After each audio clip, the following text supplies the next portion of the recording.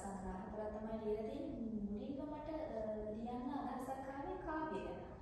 ඉතින් ප්‍රධාන සාධකයක් කියන්නේ ප්‍රධාන සාධකයක් කියලා එහෙම ගන්න නැහැ. නමුත් මගේ පෞද්ගලික අත්දැකීම් තමයි මම මේ කෙටි කතා ලියන්න මූලික කරගත්තේ. කියන්නේ මගේ ජීවිතයේ වල පෞද්ගලික අත්දැකීම් සහ මම සමාජයේ දැක්ක දේවල් එක තමයි මම මේ කෙටි කතා ලියන්න මූලික කරගෙන කෙටි කතා ටික ලියුවා.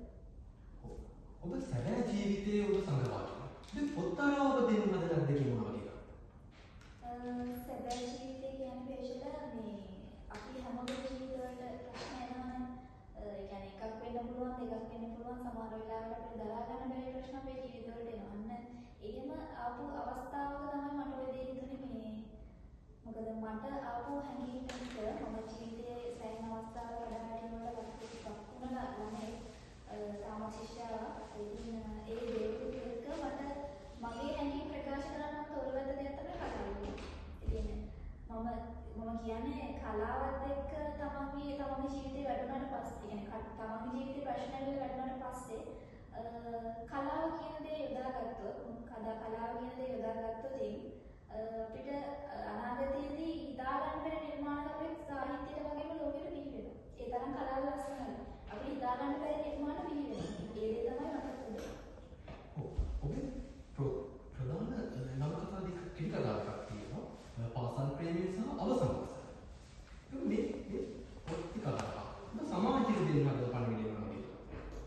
සමාජයට දෙන්න හදන පණිවිඩය කියන්නේ පේශල දැන් මට කියන්න බෑ මේ ඔයා මම පොත් ලියපු නිසා ඔයාලට පොත් ලියන්න. මේක බලන කෙනෙක්ට පොත් ලියන්න කියන අදහස මට දෙන්න බෑ. මම කියන්නේ මට හේතුවක් වුණේ මගේ ජීවිතයේ අත්දැකීම්. මම ජීවිතේ කඩාවැටීම් එක තමයි මම පොත් ටික ලිව්වේ. ඔබ සඳහන් කළා වගේ පාසල් ප්‍රේමය කියන තැනදී මම පොතට මුලික කරගත්තේ මේ අප්‍රකාශිත ප්‍රේමය. සාමාන්‍ය පෙළ සිසුන් දෙදෙනෙක් ඉන්නවා. පින් ළමෙක් සහ ගැණ ළමෙක්. ඒ දෙන්නාගේ හිතේ ආදරය තියෙනවා. හැබැයි කොයි වෙලාවකවත් දෙන්න කියලා නැහැ. ඒක දැනගන්නේ ඒගොල්ලෝ ඉස්කෝලෙන් අයින් වෙලා ගියාට පස්සේ ගැණ ළමයා මේ මට මතකයි ඒ සිද්ධිය මේ කියන්නේ ගැණ ළමයා පොත් මේස ඇස් කරන වේශය. පොත් මේස ඇස් කරද්දී ආගේ පොත ඇතුළත තිබිලා ලියුමක් හම්බ වෙනවා. මේ ලියුමේ තමයි අර අතීත කතාව යන්නේ.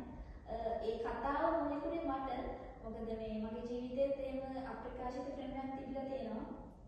ඒ දෙයත් එක තමයි මම මේ පළවෙනි පොත ලිව්වේ. අනිත් පොත් ටිකත් ඒහා සමානව කියපු අදහස් එක තමයි පොත් ටික නිර්මාණය වුනේ. තරුණ ලේඛකයෙක් වශයෙන් ඔබ සමාජයේ ක්‍රිස්ටල් නැත්නම් ශ්‍රේෂ්ඨ ක්‍රිස්ටල් ඔබ මොන වගේ ගැටලු අභියෝග මොනවද සිදුවේ?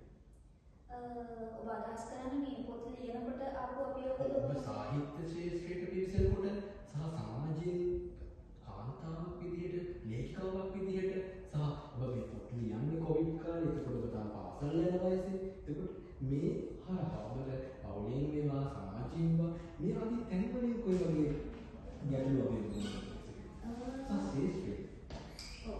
මම පොත් ලියනකොට මට මගේ ජීවිතයට ආපු අභියෝගයක් කියලා කියන විශේෂද මේ මම දැනට පොත් හතරක් ලියලා තියෙන්නේ.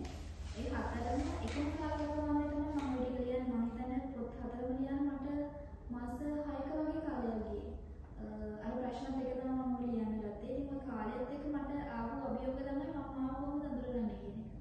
මොකද මට මාව නැති වෙන්න ආපු තැනකදී තමයි මමවත් දන්නේ නැතුව මගේ ඇතුලේ තිබුණ නිර්මාණයක් මේ විදිහට අදහස් එළියට ආවේ.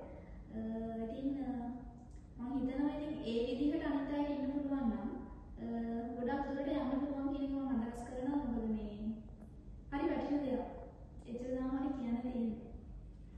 කඩාවැටීම් සහ බාධක විවිධ ගැටලු කාරණාත් එක්ක සමාජයේට ඔබ තරුණ ලේඛකයෙක් වශයෙන් අපි මේ බලන් ඉන්න ප්‍රේක්ෂකයන්ට අවසාන වශයෙන් දෙන්න තියෙන උපදෙස්. මම දෙන්න තියෙන උපදෙස් කියන්නේ පේශල මේ පොත් ලියන හරහා මට දෙන්න තියෙන උපදෙස් තමයි අපිට දැනෙන හැඟීම් තියෙනවානේ. අපි ඕන කෙනෙක්ට හැඟීම් ගන්න. මම කියන්නේ ජීවිතේ කඩාවැටෙන අවස්ථාවල වෙන දැන් අපි ගොඩාක් දුරට සමාජ මාධ්‍ය දකිනවා, ජනමාධ්‍ය හෝ වේවා ගොඩාක් අපි දකිනවා මේ ප්‍රේම සම්බන්ධතා නිසා එහෙම නැත්නම් වෙන ගැටලු නිසා ජීවිතය අත්හැරෙන ළමයි බොහෝමයක් අපි දකිනවා. ඉතින් ඒ ළමයි වෙනුවෙන් මට දෙන්න තියෙන උපදෙස් තමයි තමන්ගේ ඇතුලේ ඉන්න මිනිස්සු මරා ගන්න එපා. මොකද හැම මිනිස්සෙකගේ මගේ විතර නෙමෙයි වාගේ මේ හැමදේම ගැන අපේ මේ වැඩසටහන බලන ප්‍රේක්ෂකයන් ළඟ අපිට හිතා ගන්න බැරි හරි ලස්සන අදහස් අපි ළඟ තියෙනවා. ඉතින් ඒ දේවල් ඉදිරියට අරගෙන මට පෙර සඳහන් කරන්න බැරිුණා ඔබ ඇත්තටම අභියෝගන ජීවිතයට පොත් ලියද්දියාවේ කියන එක. මම ඒකට මේකට එකතු කරන්න මට මගහැරුණ නිසා අභියෝග කියන්නේ දැන් මේ පොත් ලියනකොට අපි මම ලිව්වේ පොත් ටික O level ලියන කාලේ. එතකොට සොරි සමාවෙන්න A level ලියන කාලේ මම ওই ටික ලියන්න ගත්තේ. එතකොට දැන් සාක්ෂරතාවය පිළිබඳ පොඩි ගැටලුවක් එනවා. දැන් මේ මම ලියන මේ වචනවල හරියටම සාක්ෂරතාවය නිවැරදිද කියන දේ.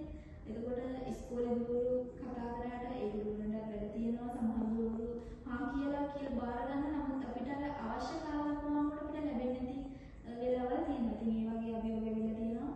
කියන්නේ සතුටුයි මම මගේ පොත් හතරටම LOEC සමගම තමයි ස්පොන්සර් කරේ. හැබැයි ඒ ස්පොන්සර් මම ගිහිල්ලා කතා කරලා මම තමයි ඒගොල්ලෝගෙන් ඒ විස්තර අරගෙන ස්පොන්සර් සියලුම දේවල් මම තමයි හදාගත්තේ. ඉතින් ගෑනු ළමයෙක්ට කරන්න පුළුවන් සීමාවක් තියෙනවා කියන මතයක් තියෙනවානේ.